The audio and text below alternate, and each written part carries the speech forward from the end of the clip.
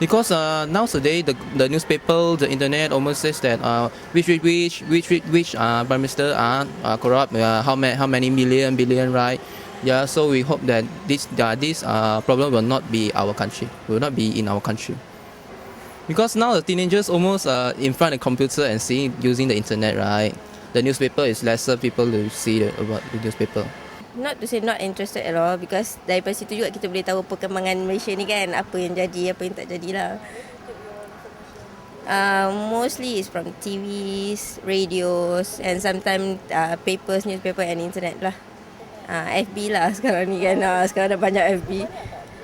Banyak jugalah, dia orang masing-masing orang kata voice out lah yang dia orang rasa bagus lah, macam tu. Kalau katakan Facebook, Twitter ni is just a part of entertainment. Bukan kata fully of your life. Sometimes setengah orang dia hanya bukan kata memainkan peranan tu dalam Twitter dan Facebook je lah, untuk distribute something, untuk improvement ataupun semua knowledge. Well, that's some of the immediate reaction that we've obtained from the people in Penang. We are at a mini studio at Star Office right here for our GE13 Showdown.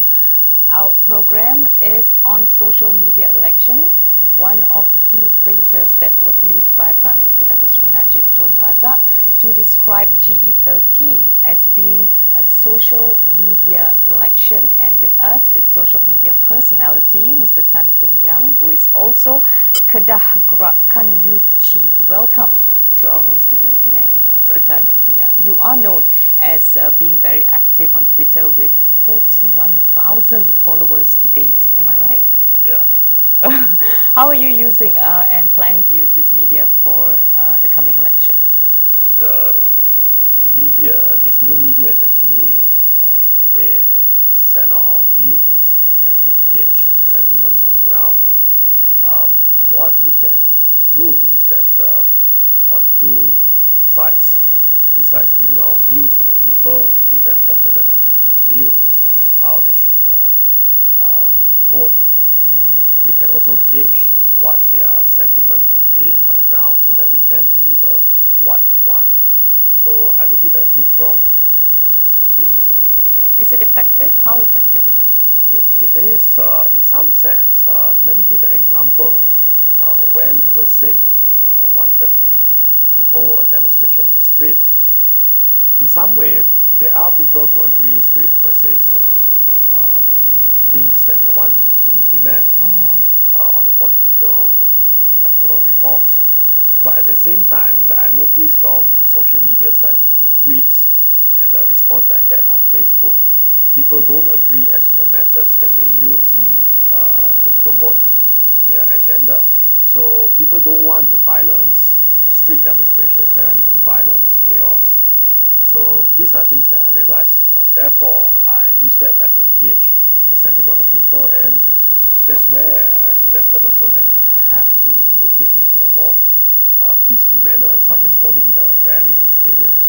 But is it only during campaigning periods as such, you know, that social media like Facebook and Twitter is actually used, and after that it sort of dies, because that's what happened in 2008, yeah? Do you see it only being actively used by people like yourself, especially during campaigning period only? To me, we are using it even before the campaigning period, because it's actually throughout the tenure of the government, because we want to know what the people want. That's why our Prime Minister, Dato Sri Najib, had a Twitter account much way before the current election is going to be. And he had 1.3 million likes, and that's for PM, 428,000 about that for Anwar Ibrahim. Now, do you think this is the picture of you know, our next government? Do you see that? It shows the reality, how many people in the cyberspace, the so-called cyberspace, likes our PM. On the contrary, how much they liked Anwar Ibrahim as the opposition leader. So this is the reality that we have to accept now. More are leaning towards the success of One Malaysia concept. Therefore, you can see millions coming in to pour support for our Prime Minister. Okay, we'll need to take a short commercial break, but before that, just to sum up this particular segment, you would think and also be of the opinion that Facebook and Twitter is one mode of campaigning which is very effective? Yes, it is. It is. Even the President of the United States, Barack Obama, did that in his campaigning, and he was successful in that. This is part and parcel of a learning curve that we underestimate before 2008. Okay. And these are the things that we are doing that new generation people, they look into the social media as a tool to gain information what is happening in our country. Yeah, because 2008 the opposition was more active on social media Indeed, to promote their propaganda. propaganda. Okay, we'll take a short commercial break. We'll come back and to find out more of the feel in Kedah from our guest, Mr. Tan Keng Liang. Stay with us.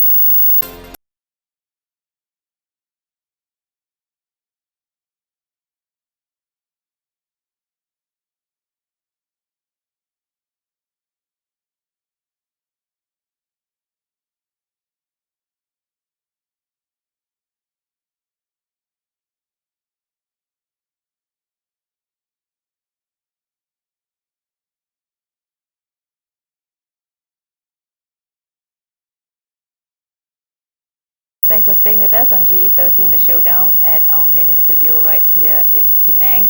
With us, we've been talking to Mr. Tan Keng Liang, who is social media personality and also Kedah Gerakan Youth Chief. Mr. Tan, how's the feel in Kedah? You've just come from there. The feel in Kedah is a lot of people are quite sad as to what is happening under the administration of Pakatan Rakyat. What they have expected from PAS, from their slogan "Pass for All," now ended up being PAS policies to be forced upon all. And So the Chinese are very unhappy about what's happening there and what has been happening there. They voted for PAS in 2008, Mr. Tan. they are worried. I'm not surprised of them being worried. What we have seen in Kelantan has repeated now in Kedah. People are quite angry as to what PAS has imposed policies that are unfair towards non-Muslim in Kedah. Like recently, just before Chinese New Year, the Kedah PAS government tried to impose policies to ban women from performing in public performance. And then songs that are not godly or advisory in nature are prohibited as well. Live bands are also banned in public performance, while dress code were subjected and to certain restrictions, such as you cannot show armpits, thighs, navel. So people are wondering during festivities like Chinese New Year or Deepawali, can they wear sari and cheongsam? Or do the design need to be amended? But perhaps the opposition or Pakatan would be able to rectify all this before the elections or even during campaigning, or do you see that there's already second thoughts that there will be a swing to be in from the Chinese voters especially? People only trust them once. They promise fairness to all, they promise pass for all, and they promise a lot of other things. If you fail to fulfill your pledge, what makes you think that people will believe you the next time? Therefore, Barisan Nasional always stress that janji ditetepati, that you need to fulfill your promise to everyone. Integrity, trustworthiness, that's where the crux of good political party. You sound confident of having good chances in Kedah State. Nothing is certain in politics. We may win, we may lose. But to me, in Kedah, we stand a good chance. On the side, we are well prepared on that. Not because that we have done a lot of good things, because we are opposition. We are in no position to actually implement projects in Kedah. This is a fact. Yeah, it's a fact that we have to accept. So what But is it? it's the own doing of Pakatan Rakyat, led by PAS in Kedah. They are making policies that are suicidal towards themselves. So if we are to win, I would say that it's actually their own doing, commit suicide with policies that's unfair to people. But non-Malay voters are only about 20% in the state. So how is this going to change things? This is the perception that Pakatan, especially PAS, like to bring out to justify their policies, extreme policies that is unfair to non-Muslims. They say Muslim being the majority, but facts being that cities like Alostar, 50% only are Muslims, while the other 50% are non-Muslims. Even should we say that it's 20-80 composition ratio, we should not use that as a guideline to justify unfair policies towards non-Muslims. We have evolved from... Because everyone is watching. Yes, everyone is watching, everyone is affected. You have to be fair to everyone. That's why nowadays people are more accepting the one Malaysia concept, which is fair to everyone. It doesn't base on religion, it doesn't base on any race. So is this really it's more the acceptable. feedback that you're getting? It is. People are embracing one Malaysia. You can see shops, even hair salons call themselves One Malaysia Hair Salon. They are capitalizing on the popularity of the One Malaysia concept. Who is capitalizing on the Pass for All concept? We don't see any shops calling themselves Pass for All or Kedai Runcit. All right. On that note, Mr. Tan, when we are looking at the results of GE13, we probably would see a swing in a couple of states. But in Kedah, as far as Gerakan is concerned, have you carried out what we have actually pledged to do from the start, even being on the other side of the fence? Like I've said just now, Gerakan and Barisan Nasional, we are opposition in the state. Federal side, we are the government. We can only assist the federal government to implement federal policies, such as the distribution of the BRIM, Bantuan Rakyat One Malaysia.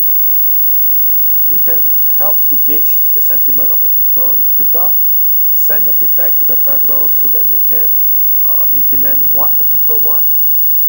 For us to say that we must implement projects in Kedah, people must realize that Kedah already under the jurisdiction of PAS and Pakatan Rakyat. So the non-developments of areas in Kedah are due to Pakatan and PAS. They have promised a lot of things. It's not happening. They have even said they're not going to raise water tariff. In 2008, they promised that in the manifesto. PAS did that. But they end up increased the water tariff up to 100% in year 2010, especially towards the poor. Still bread and butter issues. Okay, Yes. We'll check out the results, of course. GE13, the showdown, we'll wait for that, Mr. Tan. And of course, very active on your Twitter. We'll find out a lot more from Mr. Tan on his Twitter account. And to all of you who have been watching, we've been talking to Mr. Tan Keng Liang, who is Kedah PN Youth Chief, Gerakan Youth Chief, and also social media personality. Thank you so much.